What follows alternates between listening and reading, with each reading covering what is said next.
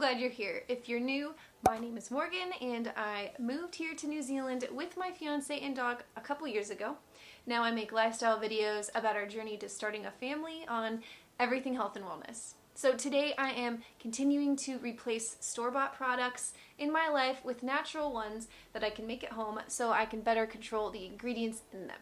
So if you want to see more videos like that, I'm going to pop one right here.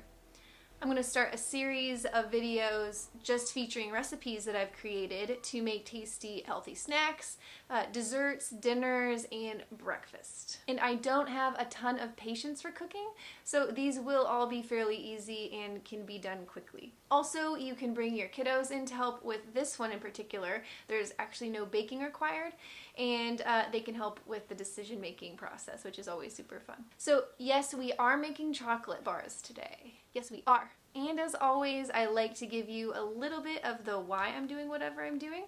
So the question of the day is, why even bother to replace store-bought chocolate? There are actually several ingredients in traditional name brand bars that I like to avoid altogether. So there's the more obvious ones like high fructose corn syrup and corn syrup solids. These are the GMO sweeteners made in a laboratory from corn. This is actually one of the top 3 ingredients that I, as a nutritionist, would just never put into my body because of what I know about it. We can avoid getting into the details in this video, but overall it is totally foreign to our body and is processed much differently than cane sugar, which makes us gain weight more easily. I like to call it Frankenstein sweetener. Also, artificial colors like the infamous red and yellow dyes, they are known carcinogens and have been linked to ADHD and allergies. So I recommend avoiding those for kids at all costs because kids already have enough energy to power an entire city just by themselves. Also, artificial flavors. So when that's listed as an ingredient, the manufacturer does not actually have to disclose what was used at all. Doesn't that sound sneaky? Okay, partially hydrogenated oils or trans fats. This is again one of those 3 ingredients that I would never put into my body. I might make a whole video on them if you're interested, because I know most people are confused about good versus bad fats, cholesterol, what it really does, how much fat you should be eating. These oils are very inexpensively made, usually to boost shelf life, and again, they use methods to change the chemical structure so that it becomes a food that is not found in nature. That's why you can find McDonald's French fries from the 80s that have not decomposed yet. Anyway, the list of problems associated with them is too long to fully include, but it does include heart disease, cancer, infertility, diabetes, etc., etc. Some less obvious, but still what are arguably nasty ingredients in these bars are vanillin. Tricky, I know, because it does kind of sound like vanilla, and it looks like vanilla, which we all know and love, carrageenan, sorbitol, potassium sorbate, and the list just goes on and on. Now, there are higher-end organic chocolate bar brands out there, but they're very expensive, and most of them still contain soy, dairy, and some kind of filler products. And I just like to avoid those. I really like the recipe we are going to be using today. It's gluten-free, soy-free, dairy-free, and it happens to be vegan as well, if you're into that. You can control the amount of sugar and fat, and you can decide the percentage of cocoa in them. You can also decide the toppings that go into them and make them personalized just for you. They're also quite affordable and don't have any filler ingredients. Oh yeah, and they're delicious. I can't believe I didn't lead with that, but they're so yummy. So let's go head to the kitchen and make some chocolate. For this recipe, you'll need a high-speed blender, a spatula, a bowl, a kitchen scale, and something to pour the chocolate into. This can be done with chocolate bar molds. They actually have a million shapes to choose from, or even just a cookie sheet with some parchment down on it. I've done that too if you really don't care about the shape at the end and you're just trying this out. You'll also need some cocoa nibs and sugar. I'm actually going to use coconut sugar and white sugar for this, but you can use any combination. I'm going to add some cocoa butter for some healthy fat. Coconut milk powder because I like milk chocolate, but you can make it as dark as you like.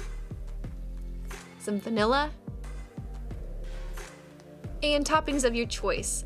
I like sea salt flakes myself, and Brandon actually likes nuts and coconut, so sort of more of a trail mix kind of bar, so I add that for his. And like I said before, you can personalize this chocolate, and I am by adding a few other ingredients, but it's totally fine to just use the nibs and sugar and keep it super simple, especially if you like dark chocolate. I'm going to start out by measuring out my ingredients. Here in New Zealand, everything is done by weight, but you can definitely convert any of these ingredients to cups if that's easier for you or you don't have a kitchen scale right now.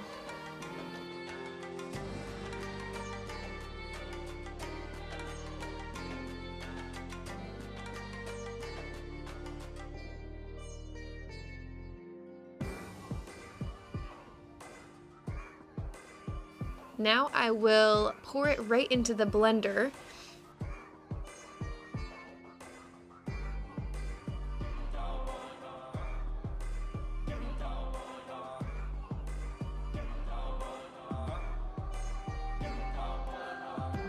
At first, it's going to become a paste, and you'll want to scrape the sides down and just continue on blending. Oh, did I mention how good chocolate is for you? It really gets a bad rap for the sugar content, but cacao itself has been used by ancient cultures like the Mayans for thousands of years. It was used as a currency, you could give it as a dowry in wedding ceremonies, and they even anointed newborn babies with it.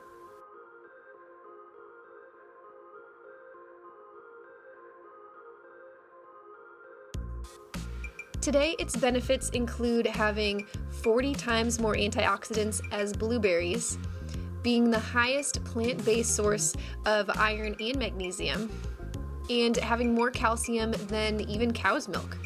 And it's also, as I'm sure you know from experience, a natural mood elevator and antidepressant. Okay, so back to the process here. It will eventually turn into a liquid, and depending on your blender, it will be a smooth to slightly grainy texture.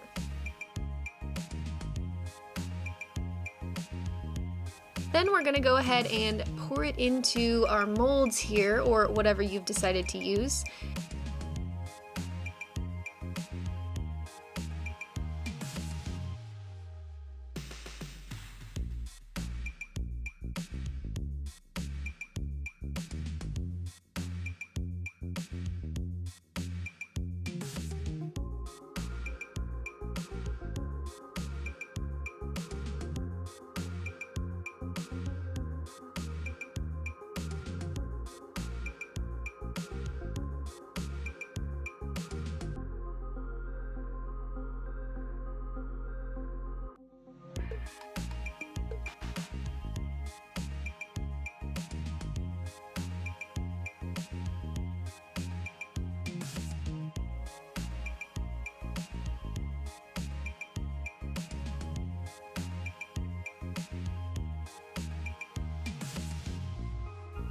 And last but not least, top them with whatever you like. I'm going with the sea salt flakes again, and for Brandon, I'm gonna do some macadamia nuts and some shredded coconut.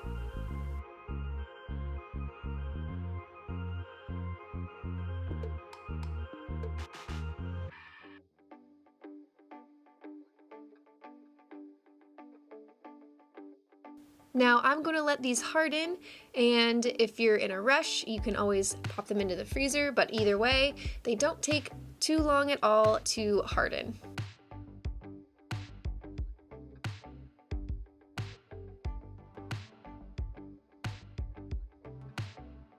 Then we're going to just pop them out and bag them up or break them up depending on how you're going to eat them. So these bars last a really long time, and they are very shelf stable. I don't even refrigerate mine, but they are not M&Ms, and as we have learned from our childhoods, they will melt in your hands. I will go ahead and link this recipe in the description below. Yum. I've been loving these silicone reusable bags, but if you're giving them as a gift, you can find really pretty bags that fit these bars of chocolate perfectly.